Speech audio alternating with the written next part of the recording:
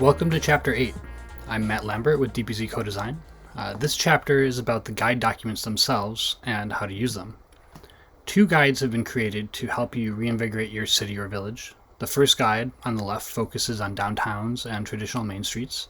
Michigan has an impressive amount of viable and beloved traditional downtowns and main streets, most of which have been made non-conforming through decades of automocentric zoning. Enabling these places to thrive is perhaps the greatest economic development opportunity available to the state. The first guide, the User's Guide to Zoning Reform, focuses on these traditional places that occupy the center and heart of most Michigan cities and villages. Yet it also serves as a starting point for all incremental zoning reform, establishing a framework and methodology based upon existing local capacity. The second guide, on the right, focuses on the more automobile-centric commercial corridors and shopping centers that are common in the state's mid-size and large cities and often found between smaller cities and villages and nearby freeways. These places have received decades of investment, but most have declined or are on their way to decline today. This guide provides a roadmap to enable redevelopment and activation rather than abandon those assets. Together, these guides are designed to help Michigan municipalities take manageable, low-cost, and low-complexity steps to enable better places. Diving into the guides, we'll take an initial side-by-side look at the similarities and differences, and point out where to find some of the key discussions and recommendations that Susan Henderson and Mary Madden discussed in the prior 3 chapters. As I touched briefly, the user's guide that is generally focused on downtowns and main streets also includes quite a lot of information that is applicable in the context of commercial corridors and shopping centers. The background section on the left discusses the why of code reform, the concept of incremental reform, and the process through which the guide was created. In the second guide, the background section includes a lengthier discussion concerning automobile-centric commercial corridors and shopping centers, opportunities and challenges that are unique to these places, and the need for vision and community support in reform efforts. In both cases, the authors met with Michigan municipal staff to discuss real-world issues, desired outcomes and roadblocks, and crafted the process, guide, and resources specific to the contexts and issues faced in Michigan cities and villages. The guide portion of each document is the core, composed of some key initial steps and context, followed by specific areas recommended for reform efforts.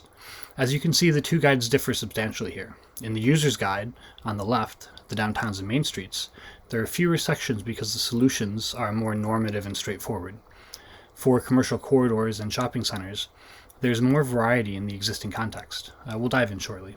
Each guide then concludes in additional resources. For the user's guide to downtowns and main streets, the resource section includes sample zoning district regulations and recommendations for mapping the boundaries of areas to be reformed, along with examples and outside resources. Because commercial corridors and shopping centers are more complicated, sample zoning districts are not included, and more of that background is found within the guide itself. Inside the user's guide, it begins with a brief process overview following the principles of code reform and the steps towards building support. These are applicable to both downtowns and main streets and commercial corridors and shopping centers, really. Though restated a bit differently in the second guide, the code reform approach is really similar. Determine the condition you're addressing, gauge your support or capacity to adopt and implement changes, and choose the appropriate types of reform based upon your capacity.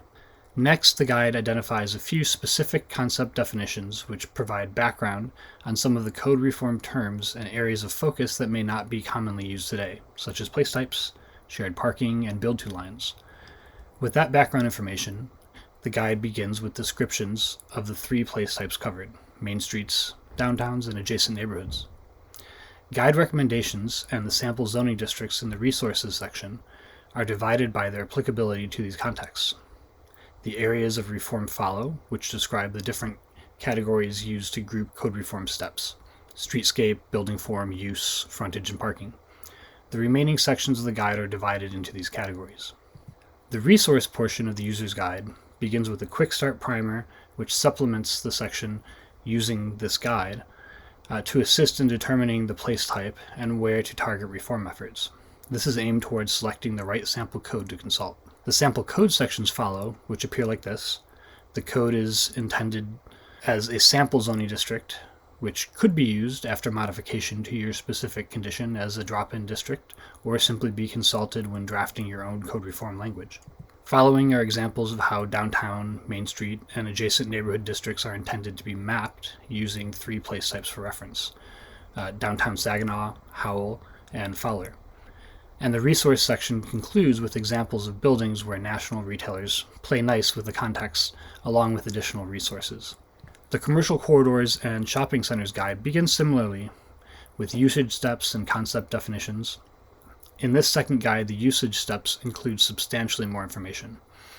Michigan's traditional main streets and downtowns are easy to identify, and they're limited in their size. On the other hand, commercial corridors and shopping centers tend to be stretched out for very long distances, and many places have more than one of each. Some active and successful, and then some others in decline. There's a great deal more consideration of where to begin and the extent of reform, along with significant considerations based upon the typically large adjacent roadways. Additionally, reforming these places may take multiple steps over time. The code reform methodology here is not only stage 1 and 2, but the methods of TAME, which include small fixes to the most common issues, followed by evolve, incremental improvements made over time, and finally transform, which are more substantial and require planning and potentially public investment in infrastructure. The concept definition section, though, is similar to that of the first guide. Place types are much more nuanced in this guide compared to the first. There are different types of corridors, some based upon more traditional buildings placed near the street, and others built with buildings far away from streets and parking out front. Shopping centers also differ principally based on their size. Since it may be more difficult to determine which type your municipality hopes to reform, examples from around the state have been referenced for each category. The areas of reform follow, which are nearly identical to the first guide, with the addition of planned unit development and subdivision recommendations that are important when reforming shopping centers, business parks, and malls. This guide also adds a section on the complicating factors of stormwater management and utility placement, which are unique opportunities for stormwater and constraints typically for utilities. At this point, the guide moves into recommended reforms. Here's the section on corridors, which begins with a discussion about planning and context, as planning, of course, is a key step in suburban retrofit. Each reform is organized into stage 1 taming and stage 2 evolution. I had mentioned transformation before, and that's the end game. You're looking to transform down the road, so the guide focuses here on those initial steps, taming and evolution. Some of the steps are similar to those in the first guide, but their descriptions have been tailored for corridors in this case. After corridors, plan unit development and subdivision standards are discussed along with stormwater management. This begins the context that's applicable to shopping centers, business parks, and malls. Since those properties usually require some degree of subdivision or a detailed site plan review, there are a number of existing standards that commonly restrict redevelopment of these sites. And finally, the guide wraps up with recommended reforms for shopping centers and business parks, grouped into areas of reform like streetscape form and use, and into the steps of tame and evolve. Like corridors, this section also begins with notes on planning and context, and pays specific attention to the incremental nature of reforming these larger suburban sites. While you'd expect a corridor to change slowly over time, this is mainly due to fractured ownership. However, being under single or limited multiple ownership, shopping centers may be assumed to redevelop in a single step, but an incremental approach may begin simply by allowing more uses, including housing.